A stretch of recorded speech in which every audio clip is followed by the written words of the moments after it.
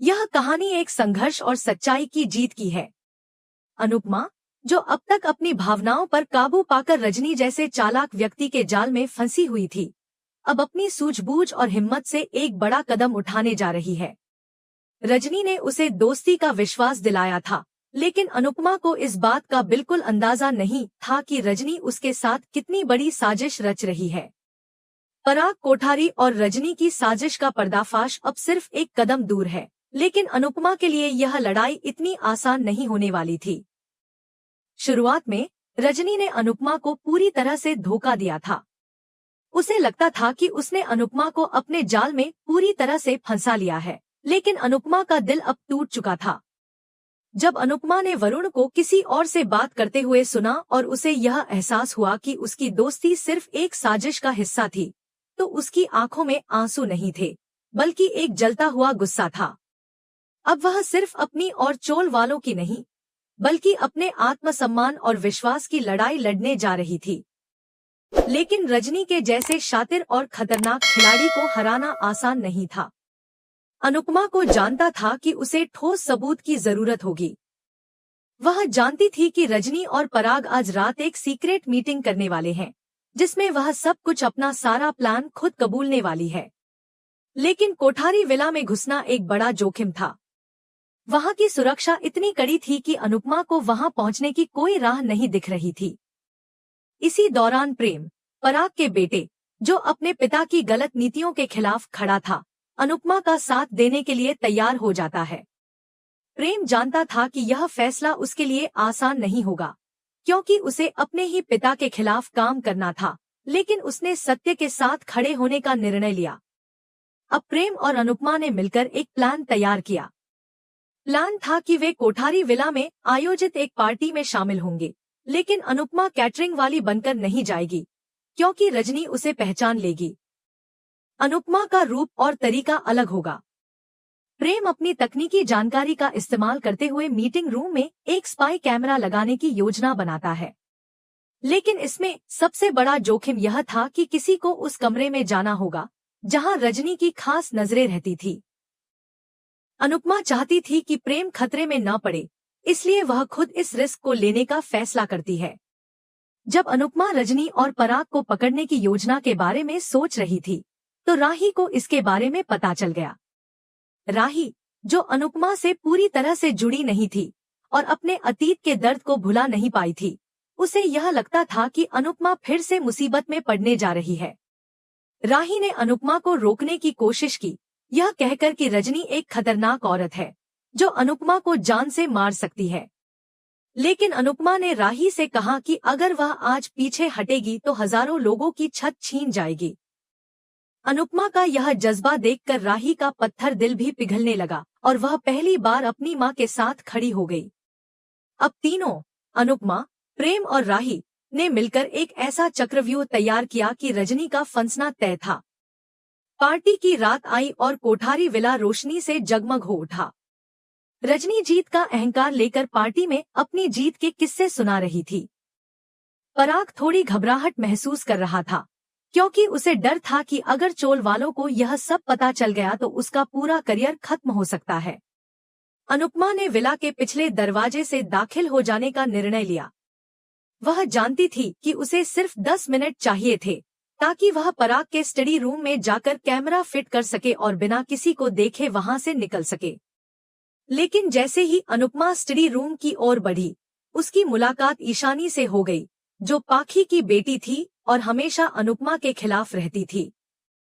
ईशानी को अनुपमा पर शक हो गया, लेकिन प्रेम ने अपनी सूझबूझ से ईशानी को वहां से हटा दिया। फिर अनुपमा स्टडी रूम में पहुंची और वहां उसने चौल के असली नक्शे देखे, जिससे उसकी गुस्से की ज्वाला और बढ़ गई। उसने जल्दी से एक वायरलेस कैमरा फिट कर दिया, जो प्रेम के मोबाइल से कनेक्टेड था। अब वह बस इंतजार कर रही थी कि रजनी और पराग उस कमरे में आएं और सब कुछ बयां करें।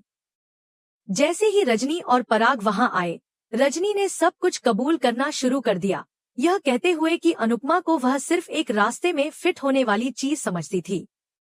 रजनी ने अपनी पूरी साजिश और पैसे के लेन देन की बात की। यह सब कुछ कैमरे में रिकॉर्ड हो रहा था। प्रेम ने बाहर खड़े होकर इस वीडियो को क्लाउड पर सेव कर लिया ताकि अगर कैमरा पकड़ा भी जाए तो सबूत मिट ना जाए। अब जब मीटिंग खत्म हो गई, अनुपमा को कमरे से बाहर निकलने का समय मिला। लेकिन जैसे ही दरवाजे का हैंडल घूमा, अनुपमा के पास छिपने के लिए कोई जगह नहीं थी। वह धीरे धीरे पर्दे के पीछे चली गई और फिर रजनी अंदर आई, लेकिन इस बार वह अकेली नहीं बल्कि अपने साथ एक वकील लेकर आई थी। रजनी ने वहां पर अपनी असलियत खोल दी और अनुपमा सब कुछ सुन रही थी। रजनी ने यह भी कहा कि वह अनुपमा को इस बार इतना बड़ा धोखा देगी कि वह जिंदगी भर नहीं भूल पाएगी। यह सब रिकॉर्ड हो रहा था और अब अनुपमा के पास सबूत थे। लेकिन रजनी के ध्यान भटकने के बाद अनुपमा ने जल्दी से वहां से निकलते हुए प्रेम को यह सबूत दिखाया।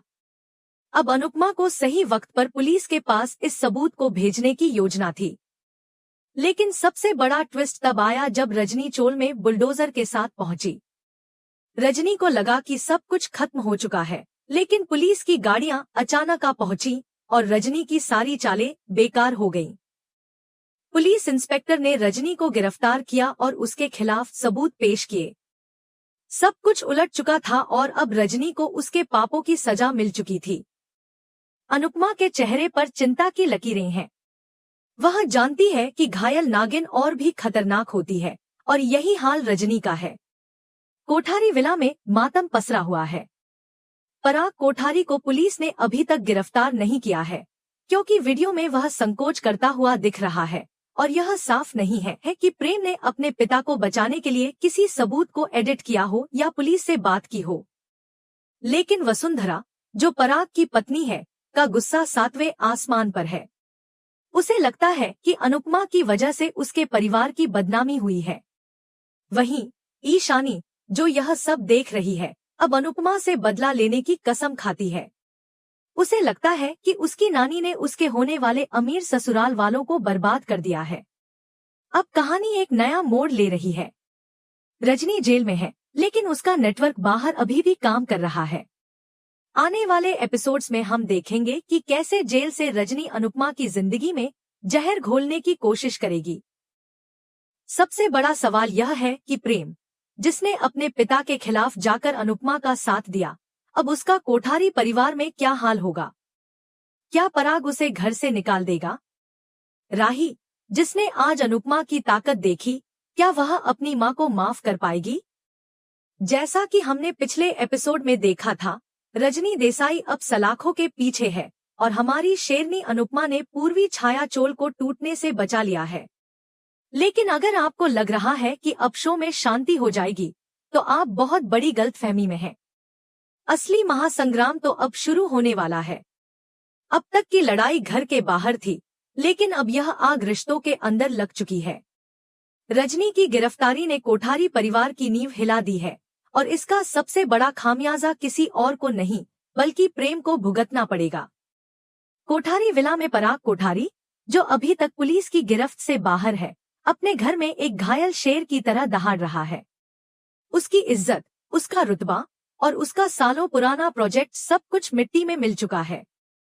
सबसे बड़ा झटका उसे यह जानकर लगा है कि उसकी पीठ में छुरा घोंपने वाला कोई और नहीं बल्कि उसका अपना सगा बेटा प्रेम है। घर के अंदर सन्नाटा तब टूटता है जब पराग गुस्से में घर का सामान तोड़ने लगता है। वसुंधरा, जो अपनी हाई सोसाइटी इमेज को लेकर बहुत सचेत रहती है, भी सदमे में है। तभी प्रेम घर में दाखिल होता है, लेकिन उसके चेहरे पर कोई डर नहीं बल्कि एक अजीब सा सुकून है, सच्चाई का साथ देने का सुकून। लेकिन जैसे ही वह अंदर आता है, पराग का हाथ उठता है और एक जोरदार तमाचा प्रेम के गाल पर पड़ता है। यह तमाचा सिर्फ गाल पर नहीं बल्कि पिता पुत्र के रिश्ते पर लगा है। पराग चिल्लाता है, क्यों प्रेम, क्यों? तूने अपने ही बाप को दुनिया के सामने नंगा कर दिया। उस 2 कौड़ी की औरत अनुपमा के लिए तूने अपनी विरासत, अपना परिवार सब दांव पर लगा दिया। पराग का गुस्सा शांत होने का नाम नहीं लेता। वह प्रेम का गिरेबान पकड़ लेता है, लेकिन प्रेम का जवाब सुनने लायक है।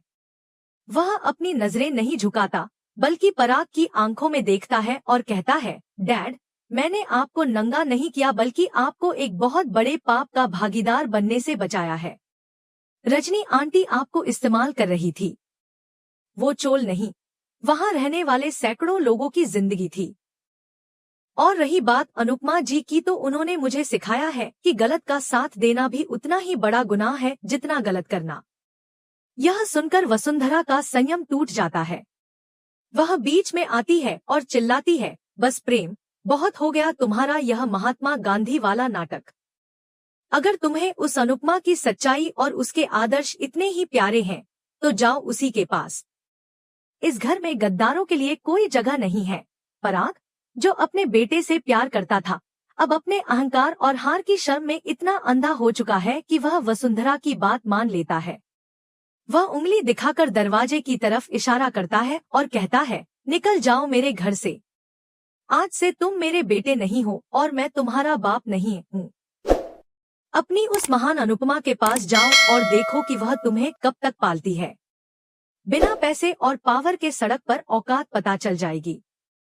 प्रेम की आंखों में आंसू आ जाते हैं, लेकिन वह अपना फैसला नहीं बदलता। वह एक बार मुड़कर अपने बचपन के घर को देखता है, अपनी माँ वसुंधरा को देखता है और फिर खाली हाथ बिना कोई सामान लिए उस आलीशान कोठारी विला से बाहर निकल जाता है। एक तरफ रईसी और ऐशो आराम था और दूसरी तरफ सच्चाई का कठिन रास्ता। प्रेम ने अनुपमा का रास्ता चुना। अब कैमरा शिफ्ट होता है पूर्वी छाया चौल की तरफ। रात और गहरी हो चुकी है। अनुपमा और राही घर के बाहर बैठे हैं। अनुपमा अभी भी परेशान है कि प्रेम का क्या हुआ होगा। तभी अंधेरे में एक परछाई दिखाई देती है। जैसे जैसे वह परछाई पास आती है, राही चौंक जाती है। वह प्रेम है, थका हुआ, बिखरे बाल और चेहरे पर उदासी, लेकिन आंखों में एक अजीब सा सुकून है। अनुपमा तुरंत समझ जाती है कि क्या हुआ है। एक माँ का दिल सब जान लेता है। प्रेम कुछ नहीं बोल पाता, बस अनुपमा के सामने खड़ा हो जाता है। अनुपमा आगे बढ़कर उसे गले लगा लेती है।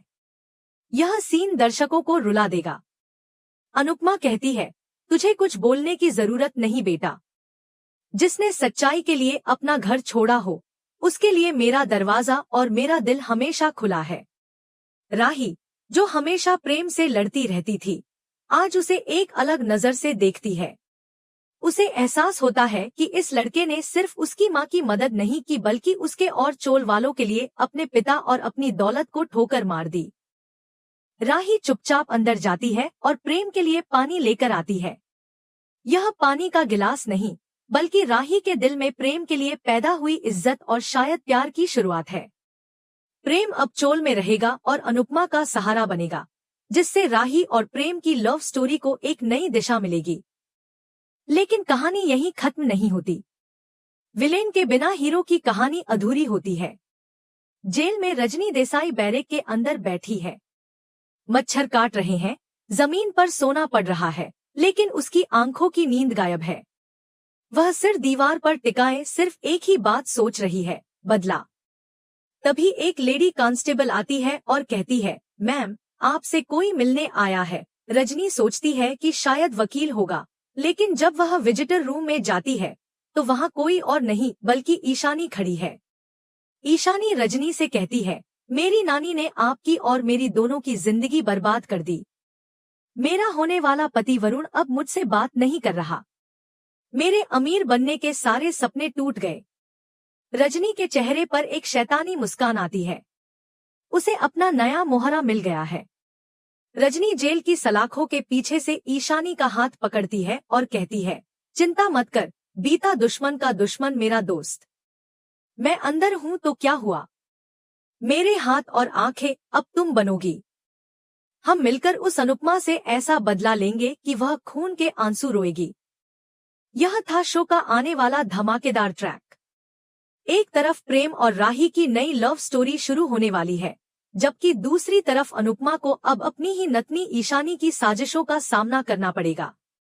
क्या अनुपमा ईशानी को गलत रास्ते पर जाने से रोक पाएगी?